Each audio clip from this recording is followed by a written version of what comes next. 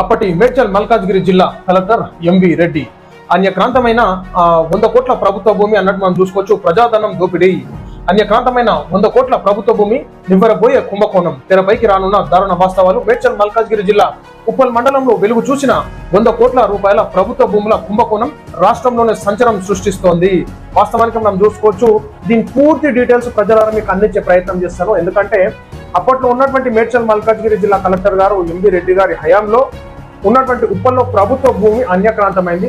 So దాని పూర్తి details ఏ విధంగా జరిగింది అనే డీటెయిల్స్ మేము తీసుకొచ్చి మీకు చూపించే ప్రయత్నం చేస్తాం. ఎందుకంటే ఉన్నటువంటి అక్కడ కొంతమంది పేర్లు చెప్పేసి అదే విధంగా అక్కడ ఉన్నటువంటి ఏదైతే సైనికులకి ఇస్తున్నామని చెప్పేసి అప్పట్లో ఉండేటటువంటి సిచ్యువేషన్స్ ప్రకారము మరి అక్కడ పేరుకు నామమాత్రంగా అక్కడ జరిగింది. కానీ ఇప్పుడు పూర్తిగా మాత్రం అక్కడ ఆ విధమైనటువంటి ప్రజలకు అక్కడ ఇవ్వలేదు. సో దాన్ని టోటల్ గా రిజిస్ట్రేషన్లు చేయించి దాన్ని అన్యక్రాంతం చేసినట్టుగా మనం భావించుకోవచ్చు. సో దాని డీటెయిల్స్ కూడా మీకు ఎపిసోడ్ల వైస్ గా అందించేటటువంటి ప్రయత్నం చేస్తాం. ఒకసారి మనం చూసుకుందాం. ఇక్కడ వివరాలకు వెళ్తే ఉప్పల్ మండలంలో వెలుగు చూసిన 100 కోట్ల రూపాయల ప్రభుత్వ భూముల కుంభకోణం రాష్ట్రంలోనే సంచలనం సృష్టిస్తోంది. 10 ఎకరాల విలువైన ఈ భూమిని ఎలాంటి అర్హత లేని వారికి నకిలీ పత్రాలతో స్వతంత్ర సమర యోధుల కోటాలో నీచంగా సిగ్గు లేకుండా కేటాయింపులో జరిగిన ఘోరమైన మోసం ఇప్పుడు బట్టబయలు కానుంది.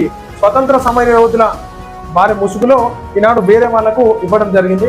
దాని డీటెయిల్స్ పెడతాము. ఈనాడు ఏ విధంగా రాష్ట్ర ప్రభుత్వం యాక్షన్ తీసుకోదా మొత్తం అయితే మేము కూడా పెట్టే ప్రయత్నం చేస్తాం. సో దాంట్లో ఏ విధంగా ఏ అధికారులు ఉన్నారో కూడా మీకు తెలిపే ప్రయత్నం చేస్తాం. సిగ్గు లేకుండా కేటాయింపులో జరిగిన ఘోరమైన మోసం ఇప్పుడు బట్టబయలు కానుంది.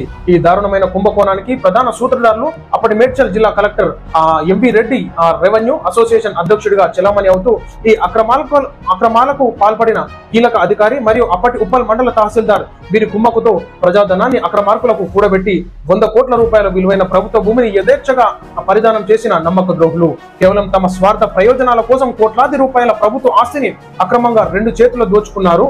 మహా కుంభకోణంపై సంచలన విషయాలతో పక్క ఆధారాలతో మీ ముందుకు వస్తాం. ప్రజలారా, ఈనాడు ఏ అధికారులు దాంట్లో ఇన్వాల్వ్ అయినాడో ఆ యొక్క భూమిని ఏ విధంగా మరలా వెనుకకు తీసుకురావాలి, ఉన్నటువంటి ప్రజాధనం అది ప్రజలకు అక్కడకు వచ్చేటటువంటి భూమి ఏ విధంగా అన్యక్రాంతమైంది, ఏ అధికారులు ఉన్నారు, ఏ నాయకుడు ఎంత అది జరిగిందో అంతా తీసుకొచ్చి మేము ముందు పెట్టే ప్రయత్నం చేస్తాం. తప్పకుండా ప్రజలారా మీరు ఈ వార్తని షేర్ చేయండి. ఈ వార్తను మీరు షేర్ చేయండి. ఖచ్చితంగా ప్రజలకు ఏ విధంగా జరగాలి. ఈనాడు ఎంతో మంది నిరుపేదలు ఇల్లులు జాగాలు లేక ఇబ్బంది పడుతున్నారు. ఖచ్చితంగా ఆ జాగాలు నిరుపేదలకి అక్కడికి రావాల్సిందిగా మేము కోరుతున్నాం. ఈనాడు బడా బాబులు దాని జాగాలను కొట్టేసి మొత్తం కమిషన్ల దందాతోనే ఖచ్చితంగా దాని మీద మేము రివ్యూ నిర్వహించి ప్రజలకు న్యాయం జరిగే విధంగా చేస్తామని చెప్పేసి తెలియజేస్తాం.